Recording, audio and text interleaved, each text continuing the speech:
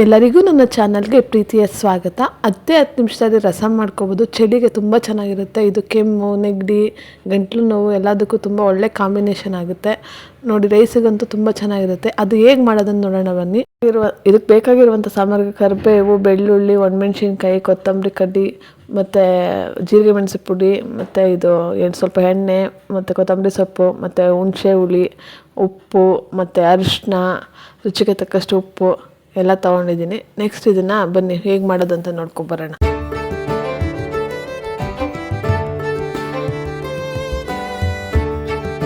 ಈ ಕಡೆ ಬೇಳೆ ಬೇಯಿಸ್ಕೊಳ್ಳೋಣ ಬನ್ನಿ. ಒಂದು ಕುಕ್ಕರ್ಗೆ ಒಂದು ದೊಡ್ಡ ಗ್ಲಾಸಷ್ಟು ನೀರು ತೊಗೊಂಡಿದ್ದೀನಿ.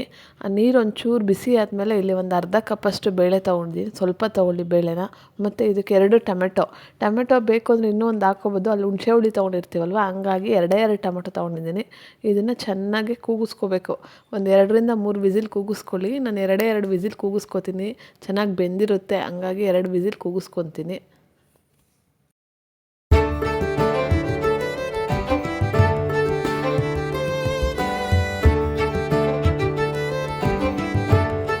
ಬನ್ನಿ, ಈ ಕಡೆ ಬೇಳೆ ಬೆಂದಿದೆ ನೋಡೋಣ. ನೋಡಿ, ಇಲ್ಲಿ ಎಷ್ಟು ಚೆನ್ನಾಗಿ ಬೆಂದಿದೆ. ಇದು ಬೆಂದಿಲ್ಲ ಅಂದರೆ ಒಂಚೂರು ಮಸ್ಕೊಳ್ಳಿ. ಇದೆಲ್ಲ ನೀಟಾಗಿ ಬೆಂದಿದೆ, ಹಂಗಾಗಿ ಈ ಕಡೆ ಮಿಕ್ಸ್ ಮಾಡ್ಕೊಂಡು ಟೊಮೆಟೊ ಅದನ್ನು ಸೈಡ್ಗೆ ಎತ್ತಿಕ್ಕೊತೀನಿ.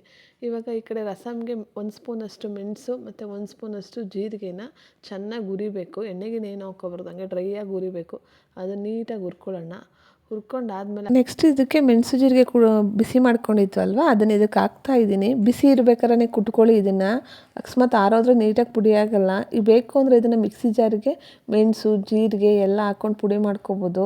ನಾನು ಇಲ್ಲಿ ಕುಟಾಣಿಗೆ ಹಾಕ್ತಾಯಿದ್ದೀನಿ, ಯಾಕಂದರೆ ಟೇಸ್ಟ್ ಚೆನ್ನಾಗಿರುತ್ತೆ ಅಂತ. ನೋಡಿ, ಇಲ್ಲಿ ನೀಟಾಗಿ ಪುಡಿ ಮಾಡಿ ಇಟ್ಕೊಂಡಿದ್ದೀನಿ. ಈ ಕಡೆ ಒಗ್ಗರಣೆ ಹಾಕೊಳ್ಳೋಣ ಬನ್ನಿ. ಒಗ್ಗರಣೆಗೆ ಸ್ವಲ್ಪ ಎಣ್ಣೆ ಹಾಕ್ಬಿಟ್ಟು, ಎಣ್ಣೆ ಕಾದ್ಮೇಲೆ ಸ್ವಲ್ಪ ಸಾಸಿವೆ, ಕರಿಬೇವು ಮತ್ತು ಬೆಳ್ಳುಳ್ಳಿ, 1 ಗೆಡ್ಡೆಯಷ್ಟು ಬೆಳ್ಳುಳ್ಳಿ ತೊಗೊಂಡಿದ್ದೆ ಅದು, ಮತ್ತು 2 ಒಣಮೆಣ್ಸಿನ್ಕಾಯಿ ತೊಗೊಂಡಿದ್ದೆ ಅದು ಎಲ್ಲ ಹಾಕ್ಕೊಂಡು ಅದು ಕಂದು ಬಣ್ಣ ಬರಬೇಕು ಅಲ್ಲಿವರೆಗೂ ಒಂಚೂರು ಫ್ರೈ ಮಾಡ್ಕೊಳ್ಳೋಣ. ಫ್ರೈ ಮಾಡ್ಕೊಂಡಾದ್ಮೇಲೆ ಇಲ್ಲಿ ಕರಿಬೇವು ಕಡ್ಡಿ, ಕೊತ್ತಂಬರಿ ಕಡ್ಡಿ ಇಟ್ಕೊಂಡಿದ್ದೆ, ಅದನ್ನು ಹಾಕಿದ್ದೀನಿ. ಯಾಕಂದರೆ ಟೇಸ್ಟ್ ಚೆನ್ನಾಗಿ ಬರುತ್ತೆ ಅಂತ. ಈ ಕಡೆ ಮೆಣಸು ಜೀರಿಗೆ ಪುಡಿ ಇತ್ತಲ್ವ, ಅದನ್ನು ಈಗ ಒಗ್ಗರಣೆಗೆ ಸೇರಿಸ್ಬೇಕು. ಎಲ್ಲ ಒಗ್ಗರಣೆಗೆ ಸೇರಿಸ್ಕೊಂಡು ಒಂದು 5 ನಿಮಿಷ ಫ್ರೈ ಆದಮೇಲೆ ಈ ಕಡೆ ಬೇಳೆ ಬೇಯಿಸಿಟ್ಕೊಂಡಿರ್ತೀವಲ್ವ, ಅದನ್ನು ಆಮೇಲೂ ಬೇಕಾದ್ರೆ ಹಾಕ್ಬೋದು. ನಾನಿಲ್ಲಿ ಒಗ್ಗರಣೆಗೆ ಹಾಕೋದು ಚೆನ್ನಾಗಿರುತ್ತೆ ಅಂತ ಹಾಕಿದ್ದೀನಿ. ನೋಡಿ, ಇಲ್ಲಿ ನಿಮ್ಗೆ ಈ ಟೈಮಲ್ಲಿ ಎಷ್ಟು ನೀರು ಬೇಕೋ ಅಷ್ಟು ನೀರು ಹಾಕ್ಕೊಳ್ಳಿ.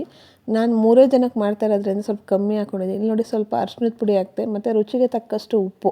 ಇದಕ್ಕೆ ಒಬ್ಬೊಬ್ಬರು ಬೆಲ್ಲ ಸೇರಿಸ್ಕೊತಾರೆ, ನಿಮ್ಗೆ ಬೇಕು ಅಂದರೆ ಸೇರಿಸ್ಕೊಳ್ಳಿ. ನಾನು ಸೇರಿಸ್ಕೊಂಡಿಲ್ಲ.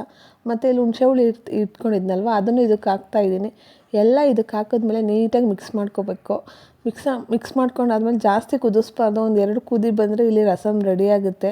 ನೋಡಿ, ಅದು ನೀಟಾಗಿ ಅದೆಲ್ಲನೂ ಕುದಿಬೇಕು. Thank you for watching my video. Please subscribe ಮಾಡಿ, ಸಪೋರ್ಟ್ ಮಾಡಿ, ಲೈಕ್ ಮಾಡಿ, ಶೇರ್ ಮಾಡಿ. Thank you.